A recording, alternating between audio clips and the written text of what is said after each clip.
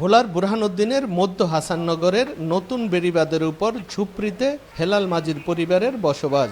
মেঘনার কয়েক দফা ভাঙনে ভিটেবাড়ি হারিয়ে পরিবারের সর্বশেষ বসতি গড়ে বাঁধের ঢালে।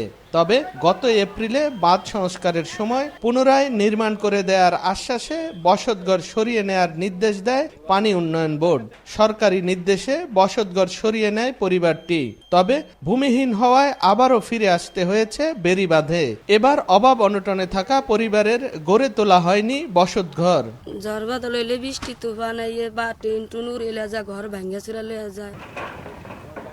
হেলাল মাজির মতো অবস্থা হাসাননগর ও টকবি ইউনিয়নের কয়েকশো ভূমিহীন পরিবারের। আশ্রয় নিয়েছে যে যার মতো। উপায় না পেয়ে অনেক পরিবার আবারও ফিরেছে বেড়িবাঁধে।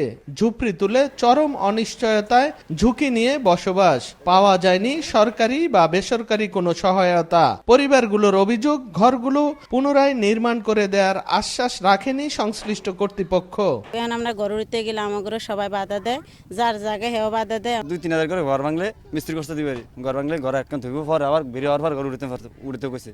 একটা কেউ দেয় না, পরে আন মাসের ঘর থাই। আমরা বলাই চাইলে বৌজিলে খুব অসহায়ের মধ্যে আছি। মাথা করে ঘর করতে হলে টাকা যদি না দেয় তত একটা কথা আছে, না দিলেও তো দিব, কিন্তু জায়গাটা ব্যস্ত পারবো না। না, এরা বিক্রি করে লাই, মুখে মুখে বিক্রি করে লাই, চুপে চুপে। খাস জমিতে ভূমিহীনদের পুনর্বাসনের আশ্বাস দিয়েছে উপজেলা প্রশাসন। তবে পানি উন্নয়ন বোর্ড জানিয়েছে বরাদ্দ না থাকায় নিজেদেরই তুলতে হবে ঘর।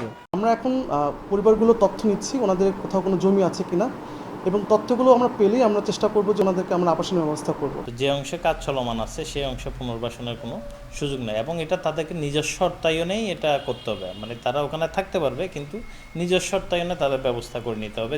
1 কিলোমিটার বাঁধ সংস্কার শেষ হলেও চলমান আরও 1 কিলোমিটার বাঁধ সংস্কার।